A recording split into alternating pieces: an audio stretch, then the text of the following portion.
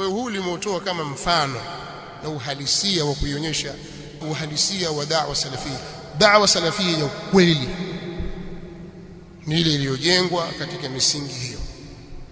Swala la tauhid ni jambo muhimu sana na sio jambo la kupuuzwa, na da'wa yoyote iliyojenga katika kuipuuza tauhid au ilmu na mingineyo katika misingi ya da'wa hii ni da'wa zilizo kinyume, hata kama watu wake watajisingizia kwamba wao wako katika salafia. Sasa nimeeleza kwa ufupi kuhusu usalafi wa kweli. Usalafi wa kweli ni ule uliojengwa katika misingi ya kitabu cha Allah subhanahu wa ta'ala na sunna za mtume sallallahu alaihi wasallam, Uislamu waliokuwa nao masahaba na tabi'in na wale waliofuatia wao kwa wema. Ayati ziko nyingi na kila mara tunazitaja na haziwezi kubadilika, ndio hizo hizo na ukweli ndio huo huo, tutazisoma na kuzikariri mara zote. Allah subhanahu wa ta'ala katika miongoni mwa aya anazotuhimiza kufuata njia ya hao wema waliotangulia. Maana sikutaka kueleza salafi kilugha maana yake nini, kiistilahi maana as-salaf ni wale wema waliotutangulia, sawa. Na manhaji ya salaf ni ule mfumo wa kufuata Uislamu safi aliokuja nao mtume sallallahu alaihi wasallam, ukapokewa na masahaba, kisha waliokuja baada yao, kisha waliokuja baada yao. Ukishikamana na njia hiyo, basi salama, uko kwenye salama kiitikadi na imani, kiibada na matendo, kimiamala, da'wa na mengineyo. Kwa hiyo ina maana inatakiwa wewe ujifunze, ujue njia ya hawa wema ilikuwaje. Kwa hiyo akijitokeza mtu akajinasibu na njia hiyo, wewe ushajua kwamba huyu ni muongo, amekhalifu katika hili, huyu ni muongo, si mkweli. Kwa nini? Kwa sababu kuna msingi fulani katika misingi muhimu ameikhalifu. Kwa mfano, labda niwapigie mfano mwingine. Msingi wa Muislamu dhidi ya mtu mpotoshaji, muamala wake na yule anayepotosha katika dini. Mathalan, mzushi anazua katika dini ya Allah subhanahu wa ta'ala, kumzulia mtume sallallahu alaihi wasallam mambo ambayo hakuyafundisha mtume sallallahu alaihi wasallam. Ni mzushi, amenasibishwa kwa uzushi katika mambo mbalimbali, yani kwa maana kwamba analeta vitu ambavyo si katika mafunzo ya mtume sallallahu alaihi wasallam. Sisi waislamu tujinasibu na uislamu wa kweli, tunatakiwa tuwe na muamala gani na mtu huyo? Kwenye hili ndipo wanapoteleza na kuanguka watu wengi, wanakhalifu njia ya masahaba. Wewe isome, mimi nitakurejesha tu haraka haraka, kama nyinyi ni wasomaji wa kufuatilia mambo ya dini yenu, hebu isomeni hadithi ya kwanza kabisa, hadithi ya mwanzo kabisa kwenye kitabu cha Imam Muslim. Na walillahi alhamdu, siku hizi vitabu ukitaka vya Kiingereza utavipata, vya Kiswahili utavipata, lakini isomeni hadithi ya mwanzo kabisa maarufu, hadithi ya Jibril. Pale Jibril alipokuja kwa mtume sallallahu alaihi wasallam kwa sura ya mtu mgeni asiyejulikana, akamuuliza kuhusu maratibu za dini, akamuuliza kuhusu Uislamu na imani na ihsan. Sasa ile hadithi katika Sahih Muslim imetajwa na kile kisa chake. Msomeni sahaba Abdullah ibn Umar, msimamo wake ambao ndio msimamo uliofunzwa na mtume Muhammad sallallahu alaihi wa alihi wasallam dhidi ya wazushi. Vitabu vingine viko mbali zaidi, vingine viko mbali ya upeo wenu, lakini mkiwasoma masahaba akina Abdullah ibn Mas'ud radhiyallahu ta'ala anhu, namna walivyokuwa wakitaamali na wazushi waliozua katika dini hii, iwe ni katika mambo ya kiitikadi au katika mambo ya ibada.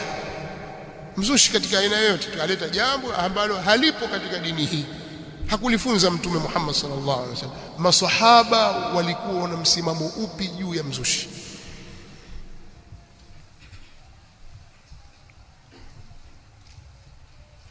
Kwa ufupi ni kwamba masahaba walikuwa ni wakali dhidi ya wazushi, na walikuwa wakiwahama na kuwakimbia wazushi na wakiwatahadharisha watu. Na hiyo ndio njia ya Mtume Muhammad sallallahu alaihi wa alihi wasallam. Wanaostahili kupewa udhuru watapewa udhuru kwa sababu ya ujinga, kwa sababu ya ta'wili na mingineyo, lakini uzushi lazima utahadharishwe, na wale wanaokusudia makusudi kuwapotosha watu wakitahadharishwa, na wale wanaotetea wazushi wakitahadharishwa pia na wao. Hii ndio njia ya Mtume Muhammad sallallahu alaihi wasallam na njia ya maswahaba zake. Sidhani kwa maswahaba walijitungia wenyewe utaratibu.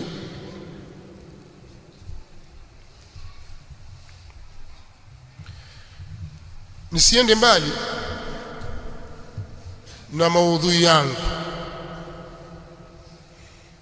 nataka nirudi tena baada ya kuarifisha au kutoa maelezo ni nini usalafi wa kweli, ni upi usalafi wa kweli. Baada ya kulieleza hilo kwa lugha nyepesi, maana nilikuwa nisome maneno taarifu, fulani kasema hivi, fulani kasema hivi, fulani kasema hivi, kama ninavyofanya mara nyingi. Leo nimeamua nipite katika njia ya mkato, nimeeleza tu Kiswahili moja kwa moja, na ninaamini kwamba nimeeleweka katika hilo. Lakini kuna fadhila kubwa katika kuwafuata hao as-salafu salih. Hiki ni kipengele cha pili katika maudhui ya leo, na fadhila ziko wazi katika kauli yake Allah subhanahu wa ta'ala, was-sabiquna al-awwalun من المهاجرين والأنصار والذين اتبعوهم بإحسان رضي الله عنهم ورضوا عنه وأعد لهم جنات تجري تحتها الأنهار خالدين فيها أبدا. na wale wa mwanzo wale waliotangulia ambao ni muhajirina na ansar, masahaba wahamiaji waliohama kutoka miji yao kwenda Madina kumfuata Mtume sallallahu alaihi wasallam, na wale watetezi waliompokea Mtume sallallahu alaihi wasallam na wakawakaribisha wageni katika mji wa Madina, na wale waliowafuatia wao kwa wema, walladhina tabauhum biihsan. Fadhila zao ni zipi? Radiyallahu anhum wa radu anhu. Allah amewaridhia wao na wao wamemridhia yeye au watamridhia yeye subhanahu wa ta'ala. Na Allah amewaandalia wao pepo zinazopita chini yake mito, wataishi humo milele, na huko ndio kufaulu kukubwa. Kwa hiyo katika fadhila kubwa zinazopatikana ni sisi kupata radhi za Allah subhanahu wa ta'ala kwa kuwa tumefuata njia ya watu hao.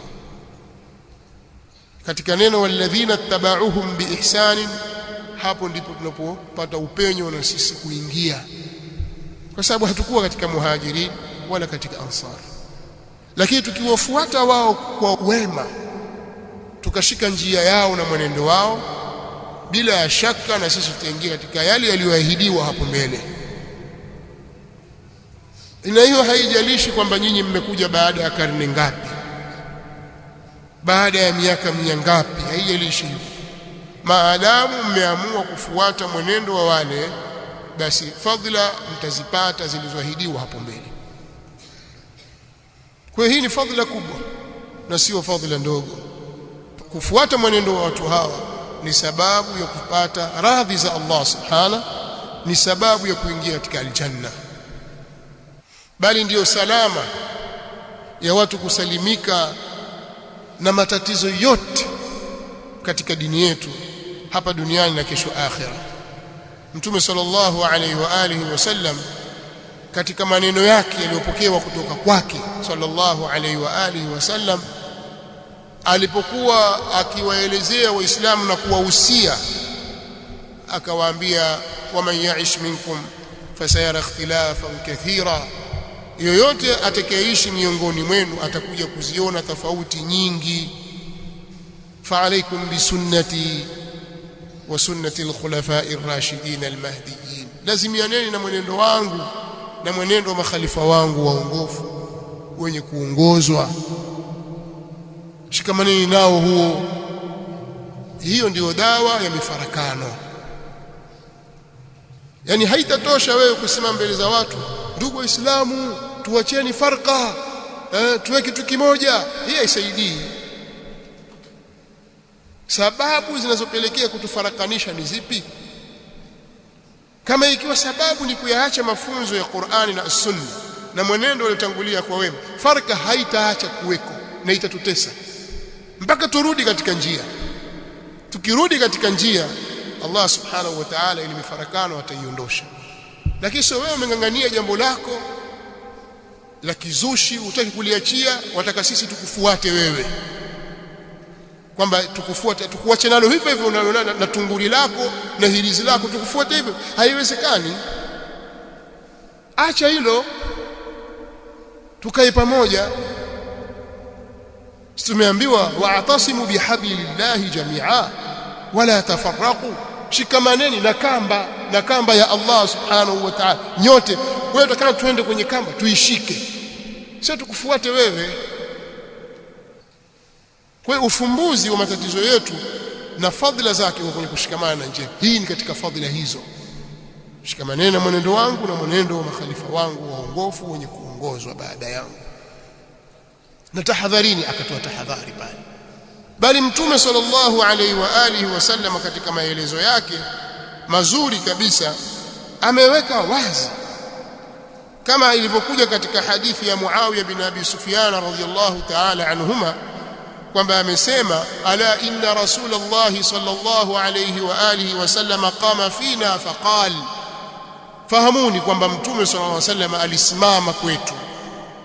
Siku moja alisimama Mtume sallallahu alayhi wasallam akasema, ala inna man qablakum min ahli alkitab iftaraqu ala 72 firqa, fahamuni kuwa waliokuwa kabla yenu katika ahlul kitabi, mayahudi na manasara, walifarikiana wakafikia kwenye makundi 72.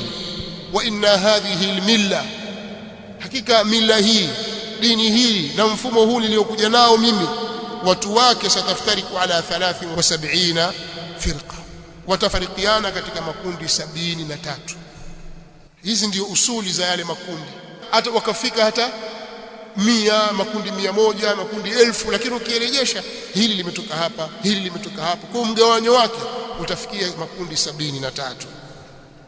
72 fi an-nar, makundi 72 yataingia motoni, wa wahidatun fil jannati wa hiya al-jamaa, na moja litakuwa katika aljanna, nalo ni kundi la aljamaa. Hapa ndipo jamaa wengi wanaolalamika kuilalamikia da'wa salafia na walinganizi wake wanaposhikilia, hawa jamaa wana red card, wanamuingiza peponi wanemtaka, wanamtoa wanemtaka. Uongo. Haya ni maneno ya nani? Ya Mtume Muhammad sallallahu alaihi wa alihi wasallam. Na hata siku moja hutamsikia mlinganizi anayelingania kwenye da'wa salafia mwenye ilmu na maarifa juu ya da'wa salafia akamhukumu mtu fulani kwamba huyo ni mtu wa motoni katika Waislamu, kwamba wewe fulani utakwenda motoni na wewe fulani mtu wa peponi. Haya mambo ya kuingiza watu peponi kirejareja wanayo masufi, wanayo hizbiyun.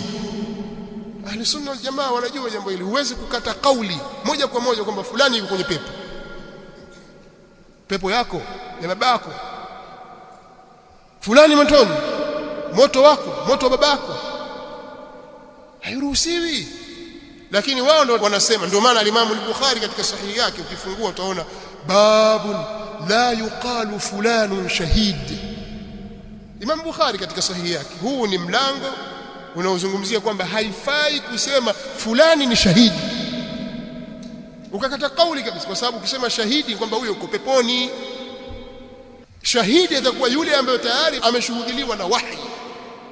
Mtume صلى الله عليه وسلم akawataja kwamba hawa ni shuhada, kama shuhada Uhud, shuhada Badr, kwamba wale watu wa Badr wale watakwenda peponi.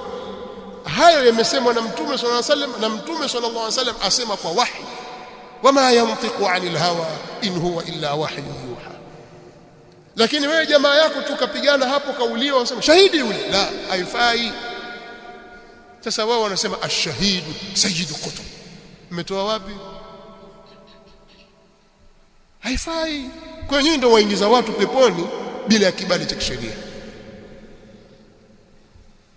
haifai kumkatia kauli mtu fulani kwamba huyo yuko peponi ila yule ambaye Qur'ani au Sunna imethibitisha kwamba yeye yuko peponi.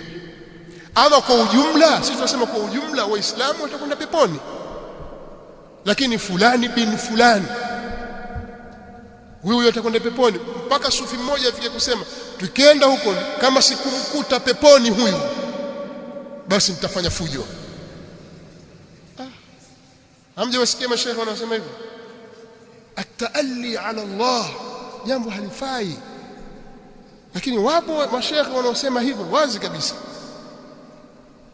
na kukata kauli ya kwamba fulani motoni. Hili ni jambo la kimakosa. Usiseme fulani atakwenda motoni, wala haifai kusema fulani bin fulani huyu fulani laanahu Allah. Haifai. Wanaharakati ndio maneno yao haya, haifai. As-salafiyun na duati wake walinganizi hawana manhaji hiyo. Kwa hiyo ukitazama utakuta wao ndio wenye manhaji hizo za kuwaingiza watu motoni na kuwatoa, na kuwaingiza watu peponi na kuwatoa vile wanavyotaka wao. Sisi hatuna red card, tunazungumza kwa ujumla. Anayefanya jambo fulani atastahili kwenda motoni, atakayefanya jambo fulani atastahili kwenda peponi. Lakini fulani bin fulani kwamba huyu ni peponi au motoni, huna kibali hicho. Usimkatie mtu kauli. Tutaweza kulani matendo na ujumla, Allah amlani mwenye kula riba, Allah amlani kadha, lakini sasa ndio huyu hapa huruhusi kusema kwamba huyu Allah amlani, maluuni wewe, haifai. Umeelewa? Muislamu zako huyu hapa kwambia wewe kafiri wewe, haifai. Hizo ni maslaki za kikhawariji hizo, za kuwatoa watu kwenye Uislamu. Hawa wanafiki hawa masalafi wanafiki hawa makafiri haifai, sio sawa. Tumeelewana eh? Kwa hiyo tunapozisoma hadithi hizi kwamba Mtume sallallahu alaihi wasallam, makundi katika umma huu wa Muhammad, watu watagawanyika kwenye makundi 73. Kundi moja litakwenda peponi na makundi 72 yatakwenda motoni. Haya ni maneno ya Mtume Muhammad sallallahu alaihi wasallam, hayafutiki ngo. Piga kelele utakapopiga, lakini hayatafutika. Wewe ni kujitafuta tu umo. Mtume sallallahu alaihi wasallam katika riwaya alipoulizwa ni kina nani, akasema ma ana alayhi yawma wa ashabi, ni ile kundi ambalo liko katika ile hali ambayo mimi leo niko kwenye hali hiyo na masahaba zangu. Sasa usibaki kulalamika, fanya juhudi za kuwa katika hali ile. Lakini ukitoka katika hali hiyo kwenye hatari. Na pia ifahamike ya kwamba si kila aliyeambiwa atakwenda motoni basi mkafiri. Ule moto pia wataingia almuwahhidun, nasallallahu alaihi wasallam, naudhu billahi minan nar. Na jambo kubwa kama wanavyosema wanawazuoni, katika jambo kubwa litakalowaingiza watu wa tauhidi kwenye moto ni haki za waja, huququn nas, huququl ibad. Wewe kweli ni mtu wa tauhidi, waswali, wafunga, lakini hukuku, haki za watu ni katika vitu vitakavyoingiza watu wengi motoni. Haina maana kwamba huyu atakayeingia motoni kashakuwa kafiri, la. Katika itikadi ya ahli sunna wal jamaa, uwezekano wa mtu muwahhid, mwenye tauhidi, mwenye kuswali swala 5, mwenye kufunga Ramadhani na akatoa zaka, akahiji Makka, inawezekana akaingia motoni na yeye, wal iyadhu billah, kwa kiasi cha makosa aliyoyafanya. Sasa yapo katika makundi hayo ni makundi ya watu wa tauhid, lakini wamekhalifu njia kwa sababu ya bid'a zao, wakastahiki kuingia motoni. Kwa sababu ya maasi yao wakastahiki kuingia motoni. Kwa hiyo umma huu utagawanyika katika makundi hayo. Sisi tunatakiwa tutafute salama ya kupambania watu sasa warudi katika ile njia ya sawa sawa. Ndio juhudi tunayoifanya, kwamba watu wasife ile waislamu wa kweli, waislamu walioshikamana na njia ya Mtume Muhammad sallallahu alaihi wasallam na njia ya maswahaba zake. Hiyo ndio juhudi kubwa tunayopambana nayo katika umma huu. Aqida sahiha na imani ya kweli, al-amalu salih na miamala iliyonyooka ya kisawa sawa, na watu kubaki katika taa na kuacha maasi. Hilo ndilo ambalo sisi tunalipigania na ndio da'wa iliyo sawa. Kinyume cha hivyo ni kutafuta maangamivu. Naona wakati al-adhan pia ushapita, paadhimiwe. nitakuja na usulubu mwingine kidogo baada al-adhan.